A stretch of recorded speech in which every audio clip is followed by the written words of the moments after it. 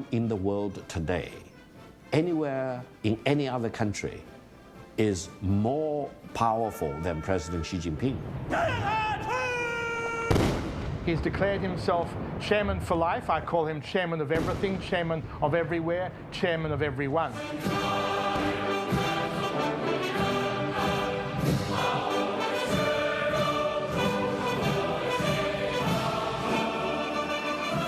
China's President Xi Jinping sees himself as a man of destiny.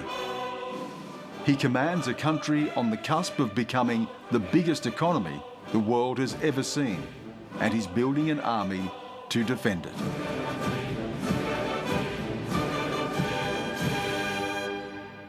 没有任何力量能够撼动我们伟大祖国的地位，没有任何力量能够阻挡中国人民和中华民族的前进步伐。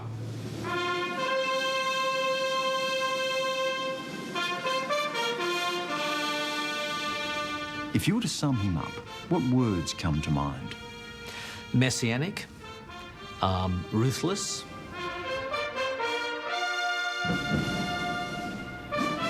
I think he's really very focused on control, right? He's very focused on control over the party, control over the country. We are turning more towards authoritarianism under Xi Jinping. He has centralized the power around him. To make China great again, Xi Jinping is upending the global balance of power.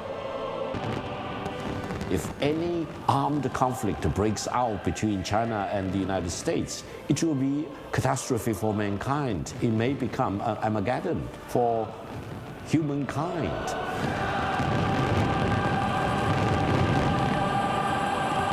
Xi Jinping is a name that's become familiar to us all. This son of the Communist Revolution who rules his country by force. He dreams of reviving China's lost glory and overcoming a history of humiliation. The United States has named China its biggest strategic threat, and Australia is caught in the crosshairs. Tonight, Four Corners asks, who is Xi Jinping? What drives him? And what does his rise mean for the world?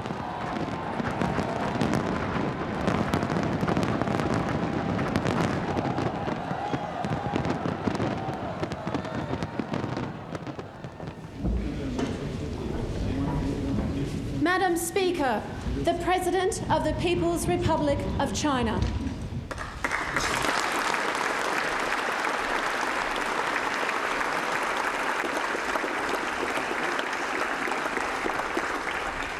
Madam Speaker, Mr. President,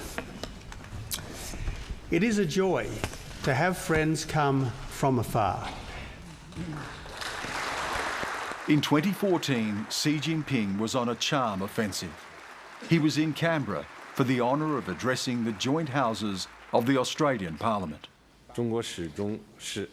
China has always viewed Australia as an important partner. During my visit, the two sides have decided to elevate our bilateral relations into a comprehensive strategic partnership. As China grows, so does Australia grow. And why wouldn't you want to hitch yourself to that wagon? That, of course, was about the time when we were sealing the free trade agreement as well, which was of great benefit to us, and we thought we could have it all. We could have a bountiful economic relationship and a steady political relationship. And of course, that's not the case, and it won't be the case for a very long time. Our politicians were basking in the presence of a dictator who crushed dissent, jailed opponents, and led a nation accused of ethnic cleansing. But money talks. We had things to sell, and China is our biggest customer. Xi Jinping had his own agenda. We Chinese are striving to achieve the Chinese dream, which is the great renewal of the Chinese nation. The Chinese dream is about enhancing the strength and the prosperity of the nation and the well-being of the Chinese people. We were so naive, and, you know, I put my own hand up for that as well. I was as naive as the next parliamentarian. it was wishful thinking. We wanted China to be a kind of a nation more like us. And more like us meant democratic. Xi Jinping was at least mouthing the right words. We have set two goals for China's future development. The first is to double the 2010 GDP. The second is to turn China into a modern socialist country that is prosperous, democratic, culturally advanced, and harmonious by the middle of the century.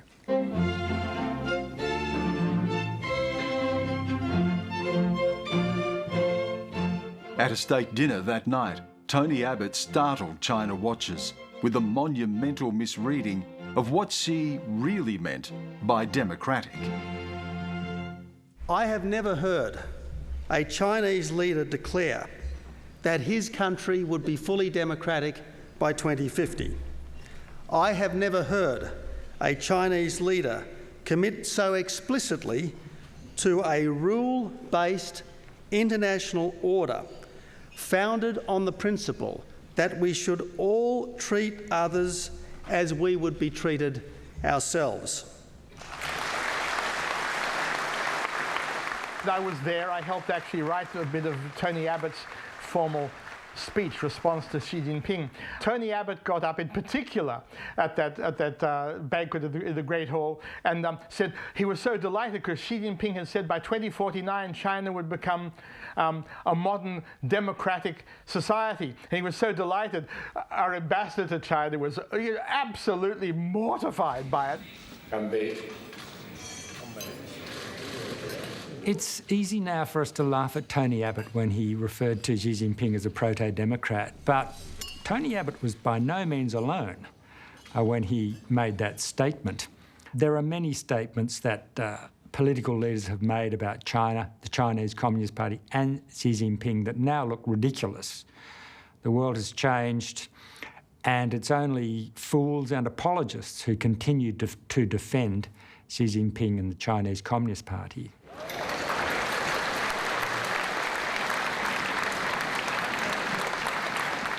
The darker aspects have always been there. Ever since the establishment of People's Republic of China, China was never democratic. So with the elevation of Xi Jinping, that hasn't changed.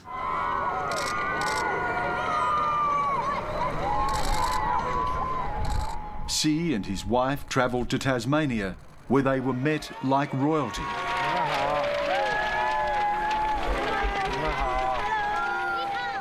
We knew that if we could get the President of China to visit Tasmania, it would put Tasmania onto the map within China, that the Chinese people watch every step of their leader and they follow what he says to do. Oh, 谢谢你，谢谢.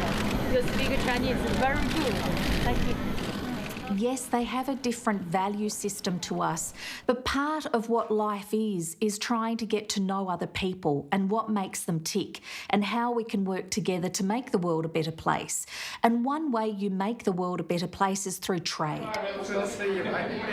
With Tony Abbott in tow, Xi met politicians and business leaders. It was all about what Xi could do for the Apple Isle. Increasing trade and investment opportunities between China and Tasmania in particular. Over the next 5 years, Tasmania's business with China would boom, topping $1 billion a year. Tasmania is really a remarkable case study, and I've spent quite a bit of time down there and working with people who are very concerned about it. In Tasmania, there's been a downside that certainly many Tasmanians have become alarmed about. For example, the huge amount of investment funds flowing in from China to buy up prime agricultural land, horticulture, dairy operations. And people are starting to think, well, is it really in our interest to have our best primary resources owned by Chinese companies? It was all smiles as Xi Jinping left Australia. Our leaders were happy with the free trade agreement, and the Chinese president had his eyes on the long game, extending China's influence and building its power. I think China has been on a sort of mostly a single track, but, you know, it takes opportunities where it can. With Australia, I think Australia is important as a US ally. It's important as a US intelligence partner. It's important as a big diplomatic player in the Asia-Pacific or the Indo-Pacific, if you like. And in that respect, it was worth putting time into Australia, perhaps to neutralise it as a US ally in the region. I mean, that's the long game in that respect. It's about China being the most dominant country in the region.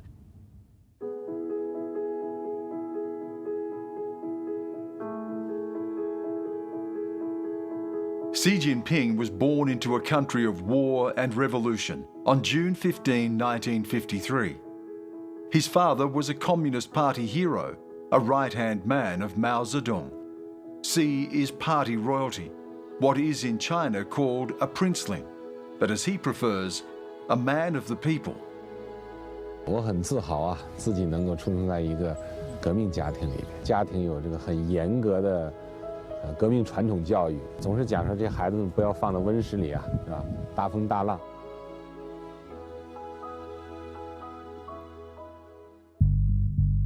When he was a boy, his country was starving. The Great Famine that began in the late 1950s is estimated to have killed more than 30 million people. By his teens, China was in the grip of the Cultural Revolution, as Mao set loose his Red Guards to drive out his enemies. Xi's father was purged, something Xi would not forget. And he's the person for the Cultural Revolution in 1966 when it started in China, and so basically he was on his own. I think his father was put under house arrest a few years before, and so he was really kind of left as almost like a political orphan. And I think that generation, you know, for the next few years, it really made them very tough in a way, very resilient and self-supporting. 16-year-old Xi Jinping was one of a generation of urban Chinese youth Mao banished to live among the rural poor. Xi was sent to Shanxi province in northwest China. When he initially went out to the countryside, he was scared, frightened, to use a Western vernacular, freaked out by what was happening. In other words, his political family was under threat and in fact were being marginalised.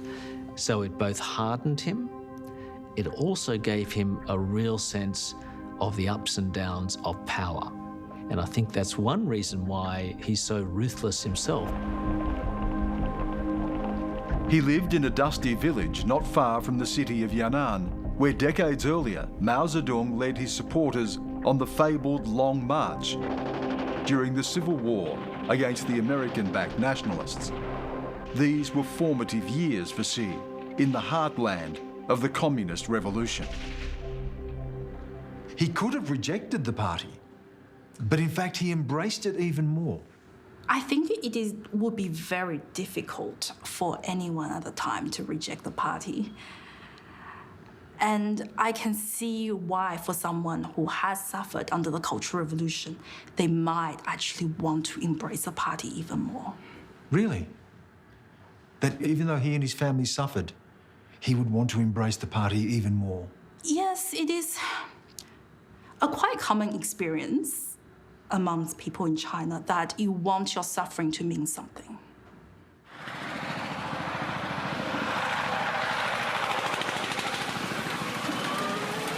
This is where Xi Jinping built his myth, sleeping in a cave carved from the hillside and working alongside peasant farmers, a story he's promoted time and again. 那真是叫接受贫下中农再教育，试图着去跟他融入、接近、了解他们。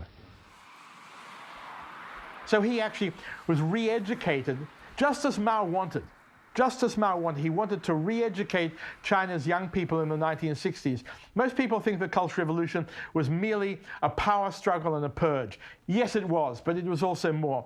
It was about Mao trying to train up a generation of younger people who would, in the end, be party ideologues and supporters who would help maintain the ethos of party control and the revolution far beyond his day.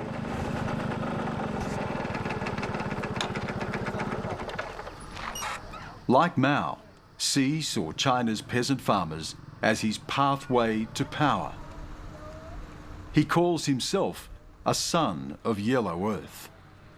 This Yellow Earth mythology fed into the party's belief that our true origins are in the countryside, are with eternal China's past.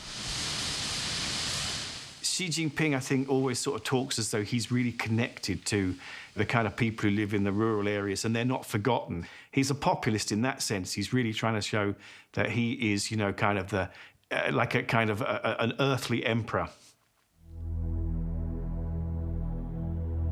Mao died in 1976, ending the Cultural Revolution. Xi's father was rehabilitated and helped his ambitious son with party connections. Marriage to a famous singer who performed with the People's Liberation Army boosted his popularity. Xi worked his way through the ranks, becoming governor of Fujian province. He was seen by party power brokers as a safe option. Loyal to the party, uncontroversial, straight-faced and stoic. In 2008, he was made vice president. Xi was the heir apparent. And by the way, he was the first Chinese leader since 1979, 1980, who had not been chosen by Deng Xiaoping. So it was quite a big deal. Xi Jinping was elected president in 2012, forming the next great link in the chain after Chairman Mao and the man who kick-started China's economic revolution, Deng Xiaoping. There's a saying in China that Mao made the country one, Deng made the country rich, Xi is making the country strong. This is the third revolution, as it were. Certainly, I think he would be attracted to that view himself because it gives him great agency. It makes him, you know, a figure of history, of historical change, an agent of history. And I think certainly he sees himself like that. Xi Jinping revealed his vision for China, what he called the China Dream. What Mao started, he would finish.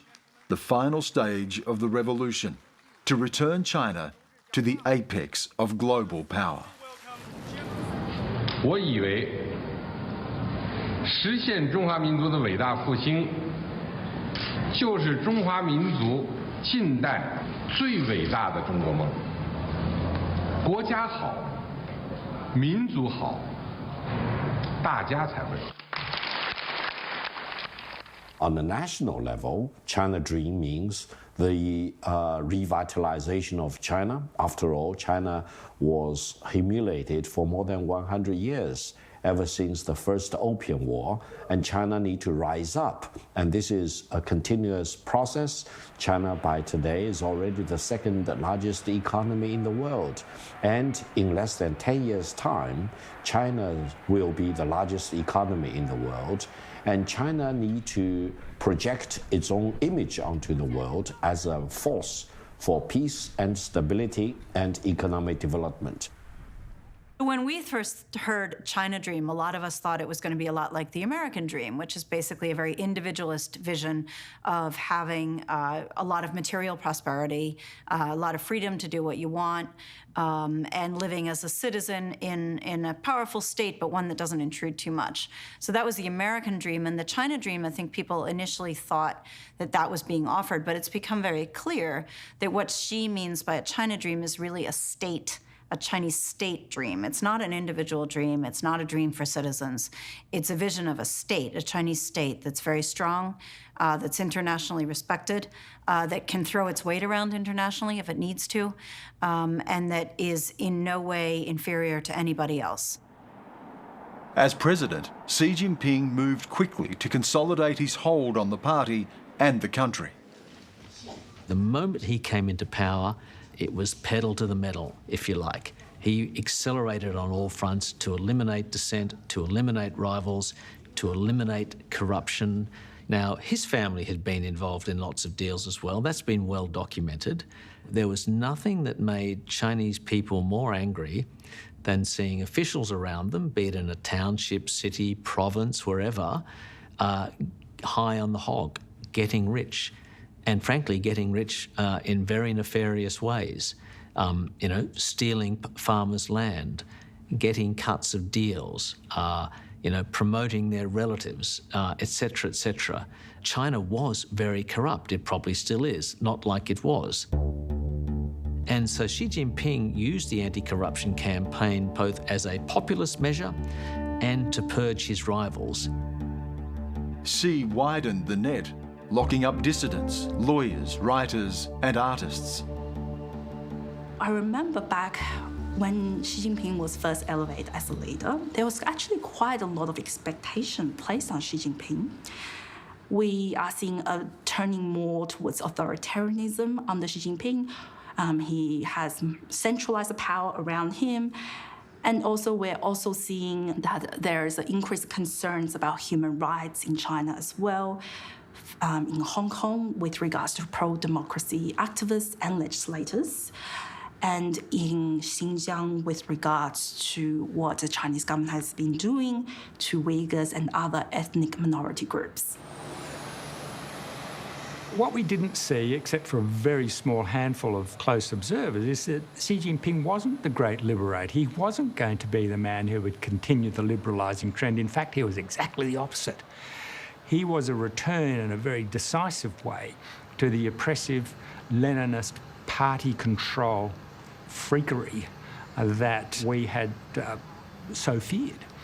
And it's only now, as some of the more insightful and long-standing China analysts have started to expose what Xi Jinping was saying way back at the end of 2012 and in 2013, they were starting to say, oh, we were just so wrong about this man.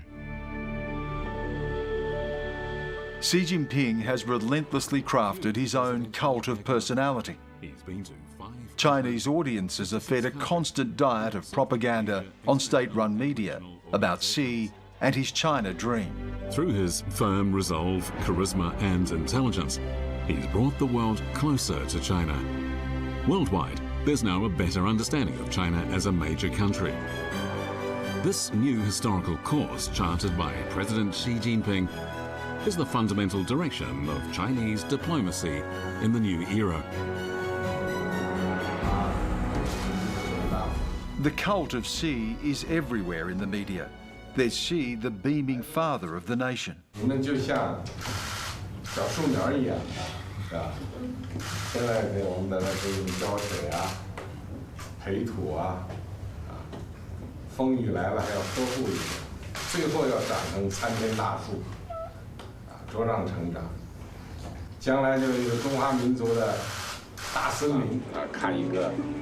And Xi, the man of the common people. 我呢，这个也是来自于基层，我做了7年的农民，然后做村长、做县长、做市长、做省长，可以说我和普通群众啊，都有着这个很天然的感情。再见，哎呀，姑娘，哎呀。With long memories of the brutal Mao years, some in the party have grown nervous. One of the things that the party elders have admonished him for at different times is the personality cult, because for them, it's too much like Mao. It's too much like a single capricious ruler who is everywhere. But Xi seems to think it works. And this is another reason, I think, why he sort of values Mao, because whether you think he got things done well or badly, the only way to get things done is to be a dictator in China. In 2018, Xi made a dramatic power grab that shocked China and the world. He would now effectively be president for life. I think that came as quite a surprise to many people, because the presidential term limit was set precisely because Mao Zedong's rule that those mistakes will not happen again. But then it was removed, seemingly paving way for one person to have a lot of power around himself, which means that potentially that could create a problem for the Chinese Communist Party. So that is a problem the Chinese Communist Party obviously recognized itself before.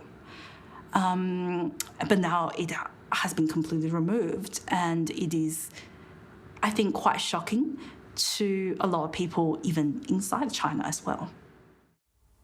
President Xi Jinping is now the paramount leader of China. He's the president of the People's Republic of China. He's the general secretary of the Communist Party of China, and he's the chairman of the Central Military Commission. So he's vested with the most important powers for China as a government leader, military leader, and party leader. He's declared himself chairman for life. I call him chairman of everything, chairman of everywhere, chairman of everyone. The president for life enshrined his name and doctrine in the Constitution. Xi Jinping thought became the guidebook to propel the country into its new era.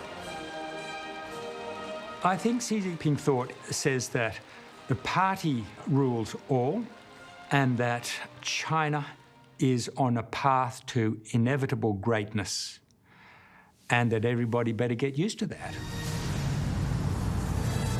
Universities run compulsory courses in Xi Jinping thought. Saturation media coverage even includes a TV show where contestants are quizzed on their knowledge of Xi's life and thought.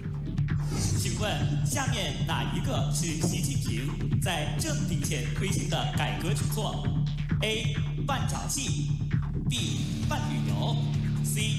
生态补偿，请选择。 How far is Xi Jinping prepared to go? He's now president for life. What will he do to achieve what he wants for his country? Well, the mission is to create a powerful, strong China. So 2021 is the 100th anniversary of the Communist Party, so we'll see a bit more of this vision. The problem for Xi Jinping is that domestically, nationalism works. You know, his nationalistic message of a strong, powerful China is something that I think almost all Chinese sign up to. But externally, it doesn't look good. I mean, this is something that scares people. They look at this and think, wow, what is this bellicose-sounding nationalistic country that's so big and so unknown? So this is going to be a big, big challenge that's going to need pretty good diplomacy.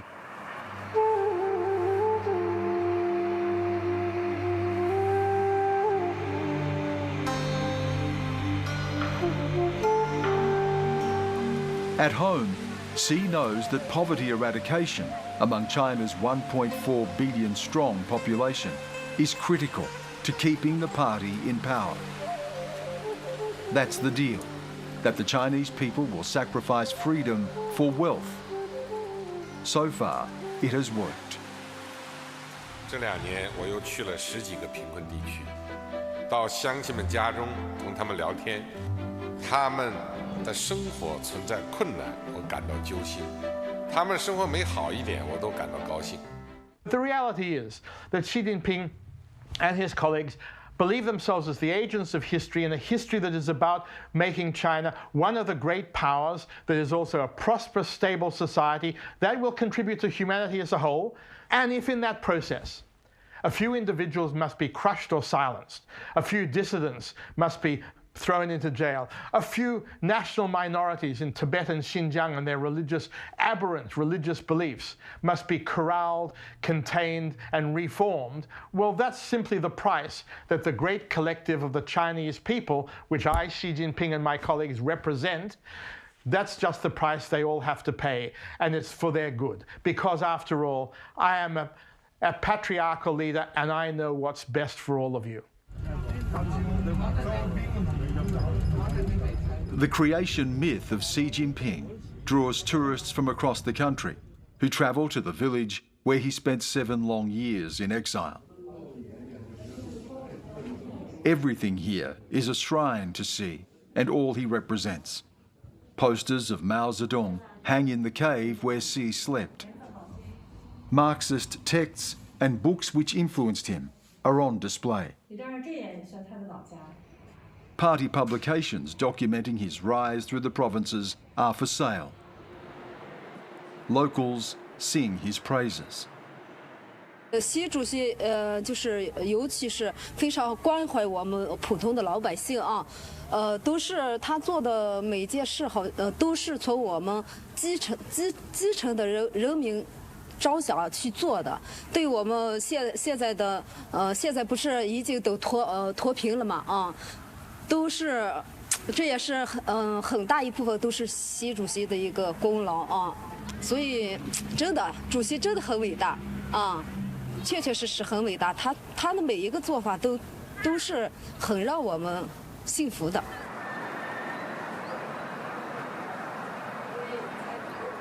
The nearby city of Yan'an, critical to the sea myth, is a must-see for revolutionary tourists.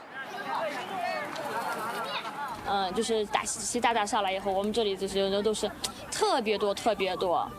你根本就是这里根本车都停不下来。你想一眼就可以看出来嘛，大家那个，而且人一多，我们这里人多，我们自己也厉害也高兴，你知道吧？有收入嘛，大家都生活也都好了，就会更努力了，直到能看到光了，就是。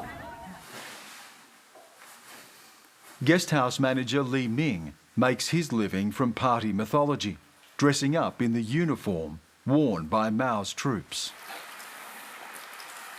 让客人玩得开心，住得开心，然后就好，服务好客人就行了。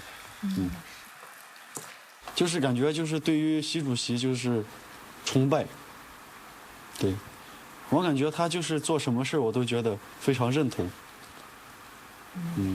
非常支持。I think the Communist Party of China, with almost 100 million members, are fully behind him, and the Chinese nation of 1.4 billion Chinese people are also rallying behind President Xi Jinping in domestic economic development as well as on the international stage.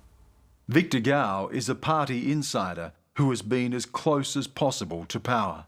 As official translator, he was trusted by the man who ignited China's economic revolution, Deng Xiaoping. He now works for a pro-government think tank. I would say, by my personal calculation, no one in the world today, anywhere in any other country, is more powerful than President Xi Jinping in terms of the country he is leading, in terms of the level of responsibilities he's exercising, in terms of his level of responsibility for the job he's doing, taking care of the welfare and the well-being of the Chinese nation, but also contributing to peace and development, and also fighting against all kinds of false accusations and distortions, mostly created by Washington in terms of the rise of China.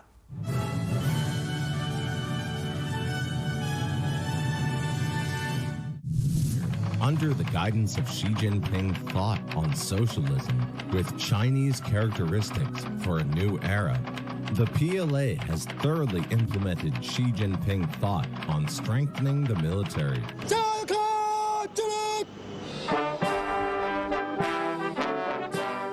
Xi Jinping is building a military as powerful as his economic might.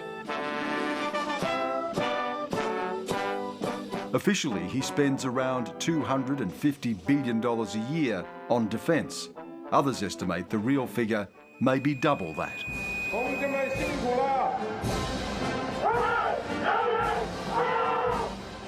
Images of his battle-ready troops are pumped out for international and domestic consumption. Certainly in China, this sense of nationalism has channeled this sense of resentment and this sense of past humiliation, which funnels a sort of aggressive nationalism. China is a meteoric rising power. The U.S. is a colossal ruling power. And when a rising power is displacing or threatening to displace a ruling power from its position at the top of every pecking order, basically, things get worse and then they get worse. To the US, Xi Jinping's China is its biggest strategic threat. As long as China continues achieving or trying to achieve the China dream, that Xi Jinping has laid out quite vividly. And as long as the U.S. Attempts to maintain the position it's enjoyed for an American century as the leading power in the world and as the architect of a very successful international order, there's going to be a grand contest, and it will discombobulate everything from American politics, as we've seen here, to international relations. As an American ally, Australia is caught between its economic interests and its security. As far as China is concerned, Australia has been even more agitated than Washington in many situations. And from the Chinese perspective, what the Australian government has been doing over the past several years has been very much demonstrating hostility against China as a country, against the Chinese people, and against the Chinese political system. Xi Jinping has made it clear, on his watch, Australia needs to mind its step. In less than 10 years' time, China will be larger than the United States as an economy, and by the middle of the century, the size of the Chinese economy is expected to be double the size of the United States. That gives more opportunity for countries like Australia to engage with China on a peaceful basis and to do more business with China, rather than, for example, blindly, without exercising your own judgment and your own brain, for example, to refuse to see the megatrend coming and refuse to embrace the rise of China as an opportunity, but really doing the suicidal thing to cut off yourself from China, from the Chinese nation, and from the Chinese market.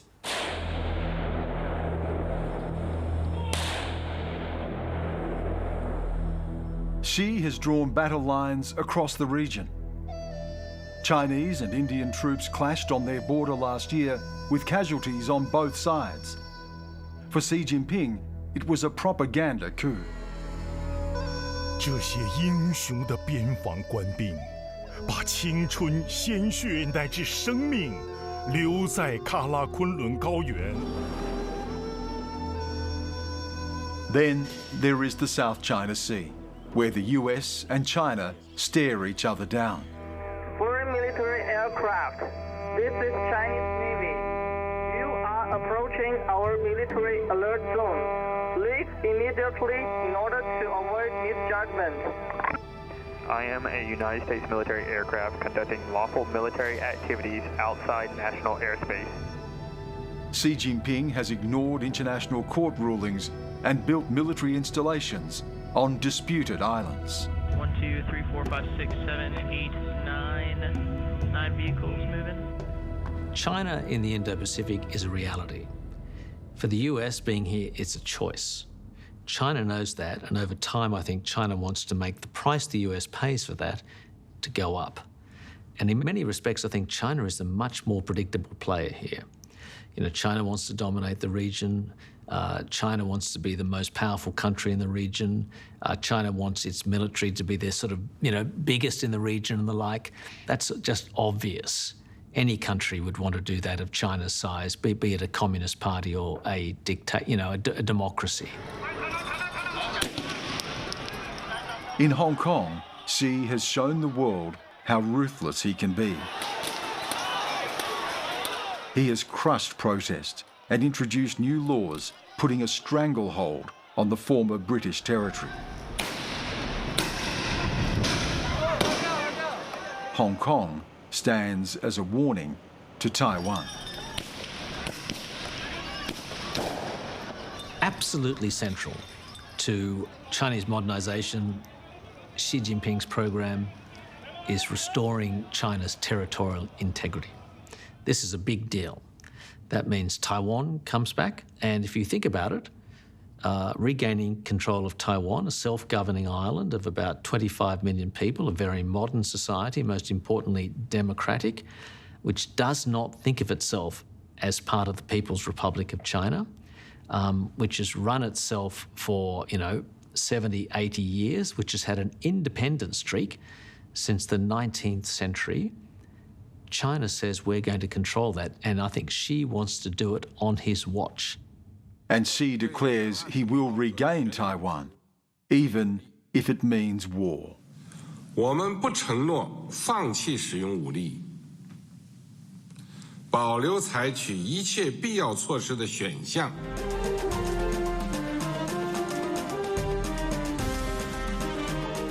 China has ramped up threatening military exercises near Taiwan. If Xi attacks Taiwan, he could trigger a war with the United States, potentially dragging in Australia. I think if there were a war, it would be insane. I think you couldn't be confident that if a war developed over Taiwan, and even if it began as a small war, that it couldn't expand into a larger war, and that once you get up the escalation ladder in a larger war, that even nuclear weapons might become, part of the conflict. If any armed conflict breaks out between China and the United States, it will be catastrophe for mankind. It may become an Armageddon for humankind. For Western democracies, the battle lines are already drawn. Can we live in a world where the dominant economic power and all of the other power that comes with that is one that fundamentally rejects the values of our society? Well, we can live in that world, but it's going to be a much less comfortable world, and it's going to be one in which we'll have, terms dictated to us more than we have them dictated to us now. Now, that doesn't mean China gets its way, but it means that China is much more difficult to deal with and might get its way on a lot of things. So, yeah, life's going to get harder for us. If all you're doing is sitting around and feeling upset or fearful or angry that China is bigger and more powerful, then you've put us on a very dangerous spiral, I feel.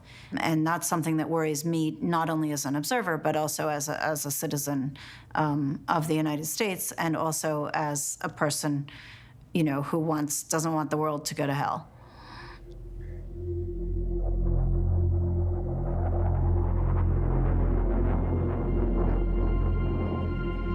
Everything in Xi Jinping's life has led him to this point. He rules his country like an emperor. His China dream is within reach, and he's warning the West, if they try to stop him, they'll pay. Some days I think the battle is over and China's influence is now so great, and Xi Jinping and the Chinese Communist Party are so determined to become the dominant hegemon in the world that there's nothing we can do. But really, we can't give up like that. I mean, when you think of what's at stake, when you think of the freedoms that we on a daily basis take for granted and enjoy,